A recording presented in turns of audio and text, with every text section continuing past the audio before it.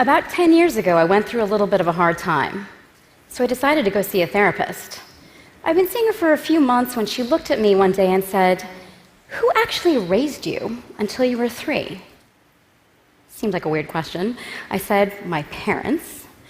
And she said, "I don't think that's actually the case, because if it were, we'd be dealing with things that are far more complicated than just this." It sounded like the setup to a joke, but I knew she was serious, because when I first started seeing her, I was trying to be the funniest person in the room, and I would try and crack these jokes, but she caught on to me really quickly, and whenever I tried to make a joke, she would look at me and say, "That is actually really sad." It's terrible. So I knew I had to be serious, and I asked my parents, who had actually raised me until I was 3. And to my surprise, they said, my primary caregiver had been a distant relative of the family. I had called her my auntie. I remember my auntie so clearly, it felt like she had been part of my life when I was much older. I remember the thick, straight hair and how it would come around me like a curtain when she bent to pick me up. Her soft Southern Thai accent, the way I would cling to her, even if she just wanted to go to the bathroom or get something to eat. I loved her with the ferocity that a child has sometimes before she understands that love also requires letting go. But my clearest and sharpest memory of my auntie is also one of my first memories of life at all. I remember her being beaten and slapped by another member of my family.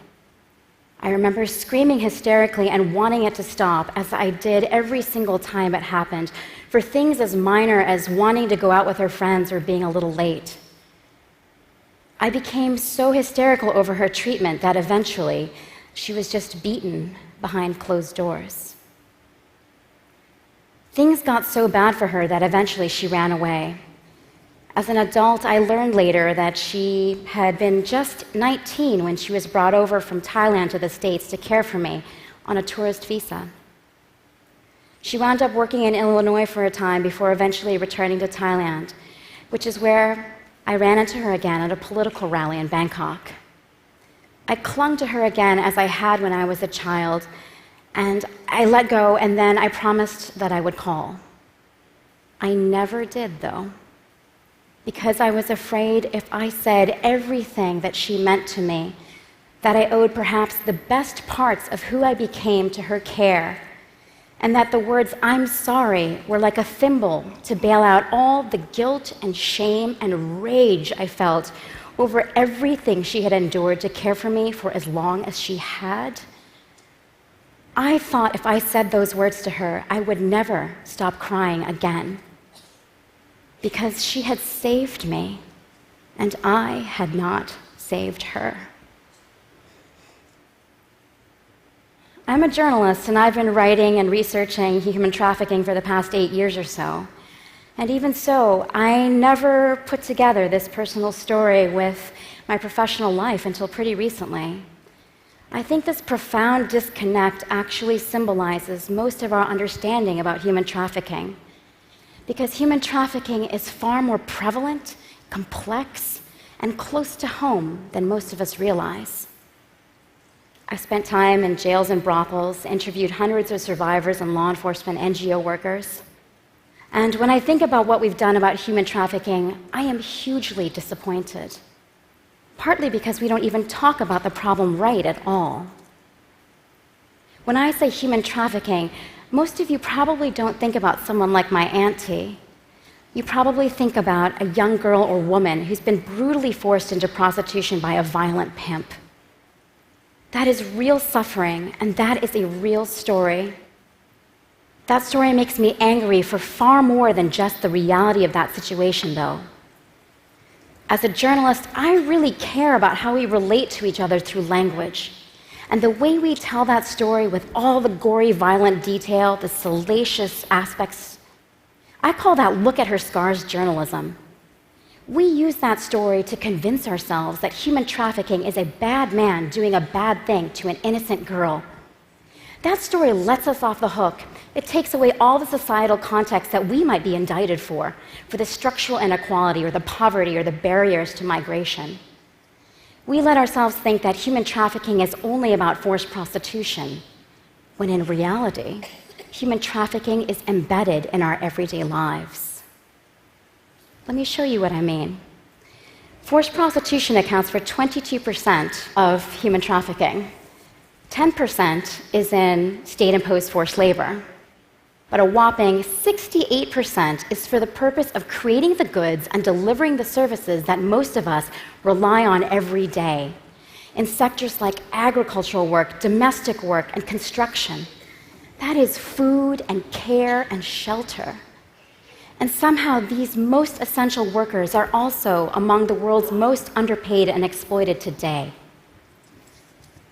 Human trafficking is the use of force, fraud, or coercion to compel another person's labor. And it's found in cotton fields and coltan mines and even car washes in Norway and England. It's found in US military bases in Iraq and Afghanistan. It's found in Thailand's fishing industry. That country has become the largest exporter of shrimp in the world. But what are the circumstances behind all that cheap and plentiful shrimp? Thai military were caught selling Burmese and Cambodian migrants onto fishing boats. Those fishing boats were taken out, the men put to work, and they were thrown overboard if they made the mistake of falling sick or trying to resist their treatment. Those fish were then used to feed shrimp. Shrimp were then sold to 4 major global retailers: Costco, Tesco, Walmart, and Carrefour. Human trafficking is found on a smaller scale than just that, and in places you would never even imagine. Traffickers have forced young people to drive ice cream trucks or to sing in touring boys' choirs. Trafficking has even been found in a hair braiding salon in New Jersey. The scheme in that case was incredible. The traffickers found young families who were from Ghana and Togo, and they told these families that your daughters are going to get a fine education in the United States. They then located winners of the green card lottery, and they told them, we'll help you out. We'll get you a plane ticket, we'll pay your fees. All you have to do is take this young girl with you. Say that she's your sister or your spouse.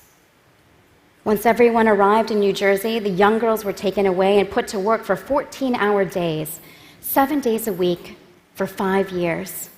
They made their traffickers nearly $4 million. This is a huge problem. So what have we done about it? We've mostly turned to the criminal justice system. But keep in mind, most victims of human trafficking are poor and marginalized. They're migrants, people of color. Sometimes they're in the sex trade. And for populations like these, the criminal justice system is too often part of the problem rather than the solution. In study after study from countries ranging from Bangladesh to the United States, between 20 to 60% of the people in the sex trade who were surveyed said that they had been raped or assaulted by the police in the past year alone. People in prostitution, including people who have been trafficked into it, regularly receive multiple convictions for prostitution.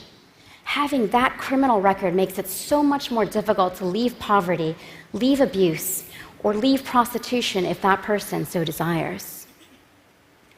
Workers outside of the sex sector, if they try and resist their treatment, they risk deportation. In case after case I've studied, employers have no problem calling on law enforcement to try and threaten or deport their striking trafficked workers.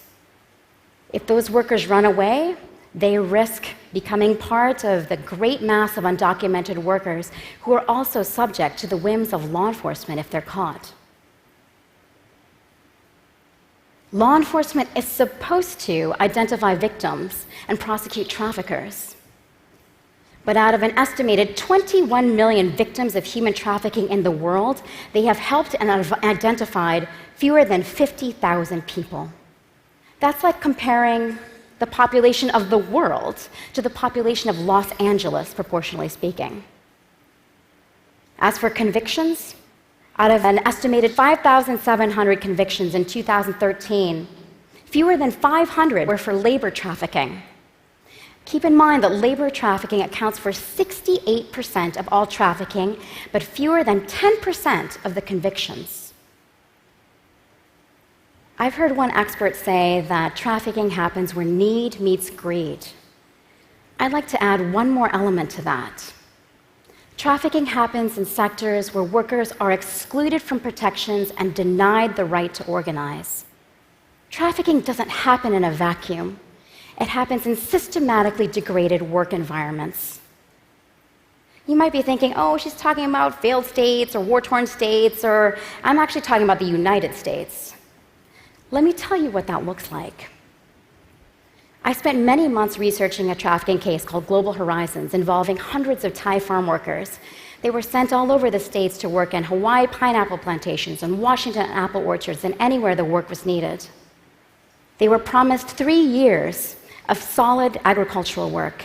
So they made a calculated risk. They sold their land, they sold their wives' jewelry to make thousands in recruitment fees for this company, Global Horizons.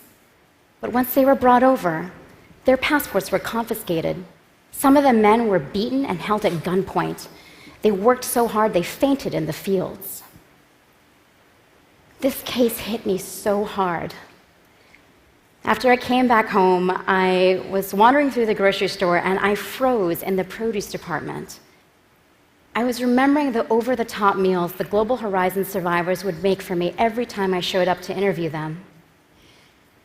They finished one meal with this plate of perfect long-stem strawberries, and as they handed them to me, they said, "Aren't these the kind of strawberries that you eat with somebody special in the States? And don't they taste so much better when you know the people whose hands picked them for you?" As I stood in that grocery store weeks later, I realized I had no idea of who to thank for this plenty and no idea of how they were being treated. So, like the journalist I am, I started digging into the agricultural sector. And I found there are too many fields and too few labor inspectors. I found multiple layers of plausible deniability between grower and distributor and processor and God knows who else. The Global Horizons survivors had been brought to the States on a temporary guest worker program. That guest worker program ties a person's legal status to his or her employer and denies that worker the right to organize. Mind you, none of what I am describing about this agricultural sector or the guest worker program is actually human trafficking. It is merely what we find legally tolerable. And I would argue this is fertile ground for exploitation, and all of this had been hidden to me before I tried to understand it. I wasn't the only person grappling with these issues. Pierre Omidyar, the founder of eBay, is one of the biggest anti-trafficking philanthropists in the world. And even he wound up accidentally investing nearly $10 million in the pineapple plantation cited as having the worst working conditions in that Global Horizons case. When he found out, he and his wife were shocked and horrified, and they wound up writing an op-ed for a newspaper saying that it was up to all of us to learn everything we can about the labor and supply chains of the products that we support. I totally agree. What would happen if each one of us decided that we are no longer going to support companies if they don't eliminate exploitation from their labor and supply chains? If we demanded laws calling for the same? If all the CEOs out there decided that they were going to go through their businesses and say no more? If we ended recruitment fees for migrant workers? If we decided that guest workers should have the right to organize without fear of retaliation? These would be decisions heard around the world. This isn't a matter of buying a fair trade peach and calling it a day, like buying a guilt-free zone with your money. That's not how it works. This is a decision to change a system that is broken and that we have unwittingly but willingly allowed ourselves to profit from and benefit from for too long. We often dwell on human trafficking survivors' victimization, but that is not my experience of them. Over all the years I've been talking to them, they have taught me that we are more than our worst days. Each one of us is more than what we have lived through, especially trafficking survivors. These people were the most resourceful and resilient and responsible in their communities. They were the people that you would take a gamble on. You say, I'm going to sell my rings because I have the chance to send you off to a better future. They were the emissaries of hope. These survivors don't need saving. They need solidarity because they're behind some of the most exciting social justice movements out there today. The nannies and housekeepers who marched with their families and their employers' families, their activism got us an international treaty on domestic workers' rights. The Nepali women who were trafficked into the sex trade, they came together and they decided that they were going to make the world's first anti-trafficking organization actually headed and run by trafficking survivors themselves. These Indian shipyard workers were trafficked to do post-Hurricane Katrina reconstruction. They were threatened with deportation, but they broke out of their work compound and they marched from New Orleans to Washington, D.C. to protest labor exploitation. They co-founded an organization called the National Guest Worker Alliance, and through this organization, they have wound up helping other workers bring to light exploitation and abuses in supply chains in Walmart and Hershey's factories.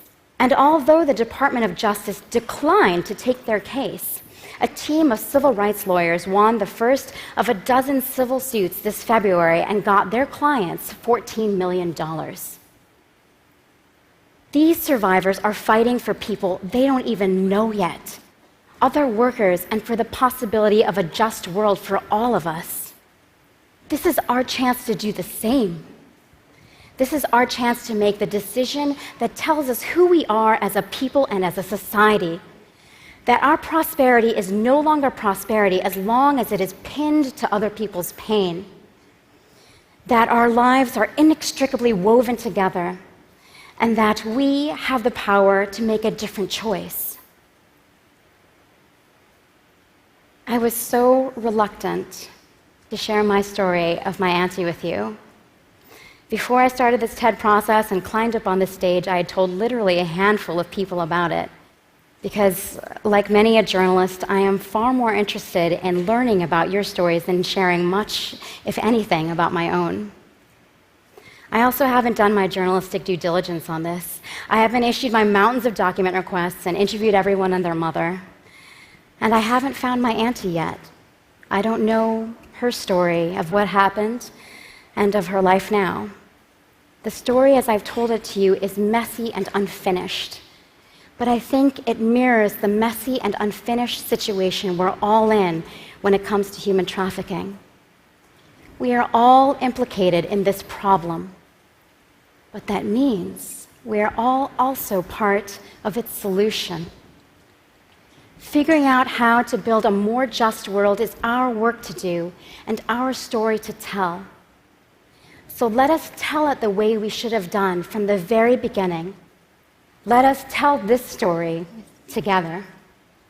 Thank you so much.